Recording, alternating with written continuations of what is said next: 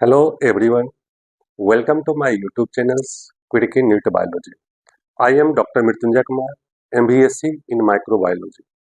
I am in the teaching field from 12 years.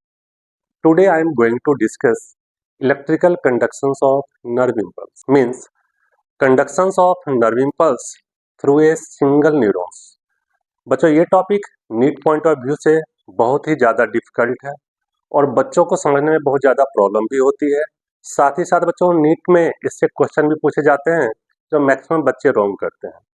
अगर बच्चों इसको हम ढंग से समझ लें तो ये टॉपिक हमारे लिए बहुत ही ज़्यादा आसान से है। इस टॉपिक को समझने के लिए सबसे पहले दो पॉइंट को आपको याद रखना है। इस पॉइंट को अगर याद रखेंगे तो ये टॉपिक आपके लिए बहुत ही ज़्यादा आसान होगा। फर्स्ट पॉइंट की बच्चों अगर बात करें तो ये क्या है बच्चों, relative concentrations of ion across axolemma. Exons के जो प्लाज्मा मेम्ब्रेन्स होते हैं उसे आप एक्सोलेमा बोलते हैं। यहाँ पे हम वही आयन लेंगे बच्चों जो आयन हमारे लिए इस टॉपिक में यूजफुल है। दूसरे किसी आयन का बच्चों हम यहाँ पे चर्चा करने वाले नहीं है। ये बच्चों हमारा एक एक्सोन्स है। एक्सोन के इनसाइड जो साइटोप्लाज्म होता है बच्चों उसे आप एक्सोप्लाज्म के नाम से जानते हैं और एक्सोन्स के आउटसाइड जो फ्लूइड होती है उसे आप एक्स्ट्रा सेलुलर फ्लूइड के नाम से जानते हैं। एक्सोप्लाज्म के कंसंट्रेशंस की बात करें तो इसमें बच्चों more potassium ions, more negatively charge proteins and बच्चों ओनली बच्चों फ्यू सोडियम आयंस होता है। जबकि ईसीएफ की बात करें तो ईसीएफ में बच्चों मोर सोडियम आयंस एंड ओनली बच्चों फ्यू पोटेशियम आयन। ये डिफरेंस आपको याद होनी चाहिए। ईसीएफ में सोडियम ज्यादा एंड बच्चों एक्सोप्लाज्म में क्या होता है, पोटेशियम ज्यादा होता है। साथ ही साथ यहाँ पे याद रखना है एक्सोप्लाज्म प्रोटीन भी ज्यादा होता है। एक्सोप्लाज्म में कम क्या होता है, तो एक्सोप्लाज्म में बच्चों सोडियम का नंबर बहुत ही ज्यादा कम होता है। किसके कंपेयर में बच्चों, एक्स्ट्रा सेलुलर फ्लूइड के कंपेयर में। सिमिलरली बच्चों एक्स्ट्रा सेलुलर फ्लूइड में क्या होता है, एक्सोप्लाज्म के कंपेयर में यहाँ पे ज्यादा सोडियम होता है और ओनली बच्चों फ्यू पोटेशियम आयंस होगा। अब बच्चों आगे चलते हैं। सेकेंड पॉइंट जो समझना है बच्चों, pathway for sodium and potassium ion across axolemma. Means ये दोनों आयन एक्सोलेमा से क्रॉस करते हुए बच्चों किन किन पाथवे को फॉलो करता है, उस पाथवे को आपको क्या करना है बच्चों, याद रखना है। इसमें से सबसे पहला बच्चों अगर बात करें तो ये क्या करेगा बच्चों, आयंस पेसिव डिफ्यूजन के द्वारा मेम्ब्रेन से बच्चों क्या करता है, क्रॉस करता है। ये देखिए बच्चों पेसिव डिफ्यूजन। दूसरा जो पाथवे बच्चों चूज करता है ये क्या होता है बच्चों, आयन चैनल्स, जिसे आप वोल्टेज गेटेड चैनल के नाम से जानते हैं। ये आयन चैनल या वोल्टेज गेटेड चैनल बच्चों वोल्टेज के अकॉर्डिंग ओपन और क्लोज होता है, इसलिए बच्चों इसका नाम दिया गया है वोल्टेज गेटेड चैनल्स। ये सेलेक्टिव परमेबल इन नेचर होगा। मीन्स सोडियम के लिए बच्चों ये अलग चैनल होगा और पोटेशियम के लिए बच्चों ये चैनल अलग होगा। देखो ये सोडियम चैनल्स है, ये पोटेशियम चैनल्स है। आगे बच्चों हम सीखेंगे कैल्शियम के लिए भी बच्चों क्या होता है, वोल्टेज गेटेड चैनल होगा। आगे जहां कहीं पर भी बच्चों अगर हम सोडियम गेट की बात करें मतलब क्या है बच्चों, हम वोल्टेज गेटेड चैनल की बात कर रहे हैं, मतलब उसी को बच्चों दूसरा नाम क्या है, सोडियम गेट और पोटेशियम गेट के नाम से भी जानते हैं। थर्ड बच्चों जो ये पाथवे फॉलो करता है वो क्या होता है बच्चों, active transport mean sodium potassium pump. ये पंप बच्चों एटीपी को यूज करते हुए बच्चों फ्री सोडियम को बच्चों बाहर भेजता है, साथ ही साथ बच्चों क्या करेगा, टू पोटेशियम को इनसाइड लेता है बच्चों। ये थ्री पाथवे को फॉलो करके बच्चों ये आयंस इनसाइड और आउटसाइड मूव करता है। मीन्स ये दोनों आयन का इनफ्लक्स या आउटफ्लक्स होगा बच्चों। इन चीजों को हम आगे और देखेंगे। केवल पाथवे याद रखना है, कंसंट्रेशन याद रखना है। अब बच्चों आगे एक पॉइंट और आपको ध्यान रखना है, ये जो एक्सोलेमा होता है ये रेस्टिंग स्टेज में मोर परमेबल होता है फॉर पोटेशियम आयन के लिए, नियरली इम्परमेबल होगा फॉर सोडियम आयंस के लिए एंड इम्परमेबल होता है फॉर निगेटिवली चार्ज प्रोटीन के लिए। मीन्स ये बच्चों पोटेशियम को तो इजिली अलाउ करता है मूवमेंट के लिए, लेकिन सोडियम के कुछ ही मॉलिक्यूल को बच्चों क्रॉस करने देता है, इसीलिए बच्चों यहाँ पे लिखे हैं नियरली इम्परमेबल। इम्परमेबल ही होता है लेकिन कुछ मॉलिक्यूल्स को ये अलाउ करता है। और निगेटिवली चार्ज बच्चों जो प्रोटीन होता है उसको तो बिल्कुल भी रास्ता नहीं देता है। इस बात को क्या करना है, आपको ध्यान रखना। अब बात करें बच्चों हम लोग रेस्टिंग स्टेज की। Resting stage means when A neuron not conducting any impulse. इसको स्टार्ट करने से पहले जो 2 पॉइंट हम लोग सीखे बच्चों उसको एक बार रिकॉल करते हैं। रेस्टिंग स्टेज में एक्सोलेमा याद कीजिए पोटेशियम के लिए बच्चों परमेबल था, सोडियम के लिए नियरली इम्परमेबल था एंड निगेटिवली चार्जेज प्रोटीन के लिए बच्चों पूरी तरह से इम्परमेबल था। सेकेंड बच्चों कंसंट्रेशन को याद कीजिए जो हम लोग सीखे थे। एक्सोप्लाज्म रिच होता है potassium ions and negative charge protein से, जबकि ECF बच्चों रिच होता है किससे, सोडियम आयन से। इस दोनों पॉइंट को आपको याद रखना। अब आते हैं रेस्टिंग स्टेज पे। रेस्टिंग स्टेज पे इस स्टेज में न्यूरॉन्स का मेम्ब्रेन कैसा होता है बच्चों, पोलराइज मेम्ब्रेन होता है। अब अभी आपको बताए थे बच्चों जो रेस्टिंग स्टेज में आउटसाइड सोडियम का कंसंट्रेशन ज्यादा होता है, इनसाइड बच्चों क्या होता है पोटेशियम और निगेटिव चार्ज का कंसंट्रेशन ज्यादा होगा, जिसकी वजह से आउटसाइड और इनसाइड के बीच में एक कंसंट्रेशन ग्रेडियंट डेवलप हो जाता है। और इस कंसंट्रेशन ग्रेडियंट को मेंटेन करने का काम जो करता है वो एक तो सोडियम पोटेशियम पंप करता है। ये बच्चों एक्टिव ट्रांसपोर्ट है बच्चों, एक तो सोडियम पोटेशियम पंप और दूसरा बच्चों कौन करता है, passive diffusion of ions.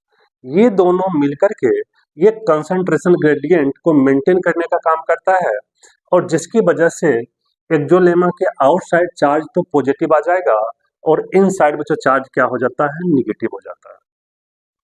Resting stage में एक्सोलेमा के अक्रॉस जो इलेक्ट्रिकल पोटेंशियल ग्रेडियंट डेवलप होता है उसे बच्चों आप किस नाम जानते हैं, उसे आप रेस्टिंग पोटेंशियल और रेस्टिंग मेम्ब्रेन पोटेंशियल के नाम से जानते हैं, जिसका वैल्यू बच्चों कितना होता है 70 millivolt -60 to 85 millivolt इसका रेंज होता है बच्चों। निगेटिव यहाँ पे क्या इंडिकेट कर रहा है बच्चों, इनसाइड जो चार्ज क्या होता है बच्चों, निगेटिव होता है। यहाँ पे निगेटिव बच्चों कितना बता रहा है, ये इनसाइड होता है बच्चों, इनसाइड का चार्ज निगेटिव होता है। ये पॉइंट मैं मेंशन कर दिया हूँ। जो ये रेस्टिंग स्टेज को मेंटेन करने का काम कौन करता है, due to active transport and passive diffusion of ions. अब बच्चों हम आगे बात करते हैं एक्साइटिंग स्टेज। एक्साइटिंग स्टेज में सपोज कीजिए बच्चों जब हम इस ए पॉइंट पे एक स्टिमुलस अप्लाई करते हैं, आप क्या देखते हो, ये ए पॉइंट सोडियम के लिए फ्रीली परमेबल होता है due to opening of sodium gate. जब फ्रीली परमेबल हो जाएगा बच्चों तो इस ए पॉइंट पे एक्सोप्लाज्म में सोडियम का फ्लड आ जाता है और ये फ्लड आने की वजह से इस ए पॉइंट पे पहले जो चार्ज यहाँ पे नेगेटिव था धीरे धीरे 0 से पॉजिटिव हो जाएगा बच्चों। इसके अपोजिट अगर हम ECF साइड में देखते हैं, ए पॉइंट पे पहले जो चार्ज पॉजिटिव था अब धीरे धीरे बच्चों क्या हो जाएगा, यहाँ पे निगेटिव हो जाएगा। मतलब चार्ज का क्या हो गया बच्चों, रिवर्सल हो गया। अंदर पहले निगेटिव था अब पॉजिटिव हो गया, बाहर पहले पॉजिटिव था अब निगेटिव हो गया। चार्ज का टोटली बच्चों क्या हो गया, रिवर्सल हो गया। इस टाइम पे इस ए पॉइंट के अक्रॉस बच्चों जो इलेक्ट्रिकल पोटेंशियल डिफरेंस डेवलप होता है बच्चों उसे आप एक्शन पोटेंशियल के नाम से जानते हैं। किस नाम जानते हैं बच्चों, उसे आप एक्शन पोटेंशियल के नाम जानते हैं। और ये एक्शन पोटेंशियल का ही दूसरा नाम होता है बच्चों नर्व इंपल्स। और ये जनरेट क्यों हुआ, ये जनरेट हुआ क्यों है बच्चों, due to opening of sodium gate and inflow of sodium in the axoplasm. अब आगे आते हैं बच्चों, ये तो बात होगी बच्चों ए पॉइंट की। अब थोड़ा हम बी पॉइंट पे फोकस करते हैं। बी पॉइंट पे अभी भी इनसाइड नेगेटिव चार्ज है और आउटसाइड बच्चों पॉजिटिव चार्ज है। अब यहाँ पे करंट का फ्लो ए से बी पॉइंट पे होगा और आउटसाइड बच्चों बी टू ए होगा सर्किट को बच्चों यहाँ पे कंप्लीट करने के लिए। मींस अब हमारा एक्शन पोटेंशियल बच्चों ए से बी पे पहुंच गया और बी पे जो है एक्शन पोटेंशियल पहुंचेगा अगेन बच्चों सोडियम गेट ओपन होगा और इनफ्लो एक्सोप्लाज्म में बढ़ता चला जाएगा। Same process along the length of axon बच्चों रिपीट होता जाएगा एंड नर्व इंपल्स का कंडक्शंस होते जाएगा।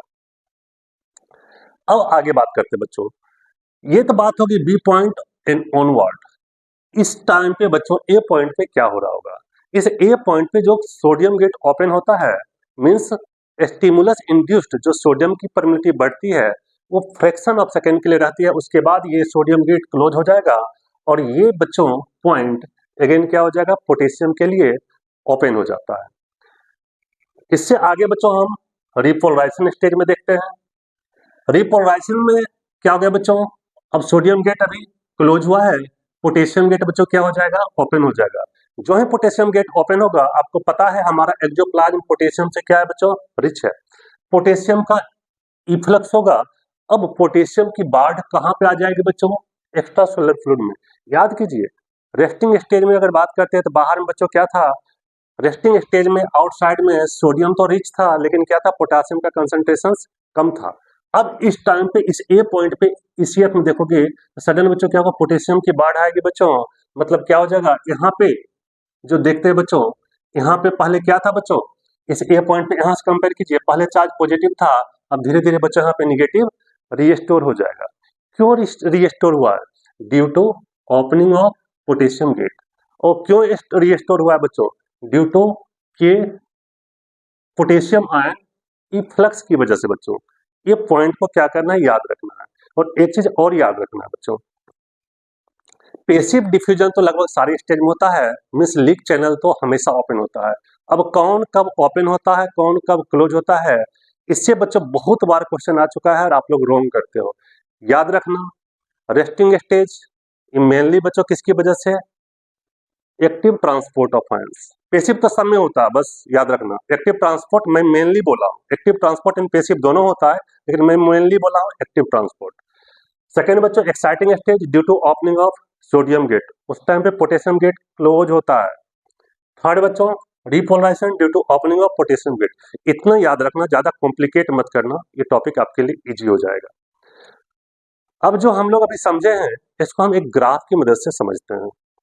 देखिए इधर जो है हम पोटेंशियल लिए हैं जो मिली वोल्ट में, और यहाँ पे टाइम लेते हैं मिली सेकेंड में। ये बच्चों हम लिए RMP रेस्टिंग मेम्ब्रेन पोटेंशियल्स। ये बच्चों -55 मिली वोल्ट थ्रेशोल्ड स्टिमुलस होता है, ये 0 और ये +30। बच्चों यहाँ पे इस पॉइंट पे हम स्टिमुलस अप्लाई करते हैं, आप क्या देखते हो, सोडियम गेट ओपन होता है और डीपोलराइजेशन फेज स्टार्ट हो जाता है। याद कीजिए यहाँ पे एक्साइटिंग स्टेज मेम्ब्रेन कैसा होता है, डीपोलराइज मेम्ब्रेन। मतलब क्या हो गया, डीपोलराइज फेज बच्चों स्टार्ट हुआ और इस पीक पे आते ही बच्चों क्या स्टार्ट हो जाएगा, action potential. Means action potential generate हुआ, अब क्या हो जाएगा, सोडियम गेट क्लोज हो जाएगा, फिर ओपन क्या होगा बेटा, potassium gate. Potassium gate open हुआ, अब स्टार्ट हो जाएगा बच्चों repolarising phase. Repolarising phase start हुआ और RMP रिस्टोर किया। अब देखो यहाँ RMP रिस्टोर करने के बाद भी ग्राफ नीचे आया और अगेन फिर RMP के पास आ रहा है। इसका मतलब क्या हो गया, कभी कभी पोटेशियम गेट कुछ ज्यादा टाइम तक ओपन रहता है जिसकी वजह से बच्चों जो है ये बच्चों ग्राफ नीचे आ जाता है और इस स्टेज को बोलते हैं हाइपर पोलराइजेशन। इस स्टेज में पोटेंशियल -70 से बच्चों आगे बियॉन्ड बच्चों -85 मिली वोल्ट तक होगा, लेकिन अगेन बच्चों ये RMP रीस्टोर हो जाता है। जब तक बच्चों ये RMP रीस्टोर नहीं होता है तब तक न्यूरॉन कोई दूसरा स्टिमुलस लेने के लिए तैयार नहीं होता है। The time taken in the restoration of resting membrane potential is known as refractory period. ये स्टेज आना ही है बच्चों, रिपोलराइजेशन स्टेज का आना बच्चों बहुत जरूरी है। जब तक नहीं आएगा बच्चों न्यूरॉन दूसरा स्टिमुलस नहीं ले सकता है। इस बीच में इस बात को क्या करना है, आपको याद रखना बच्चों। To get such more video do like, share and subscribe to this channel. Thank you.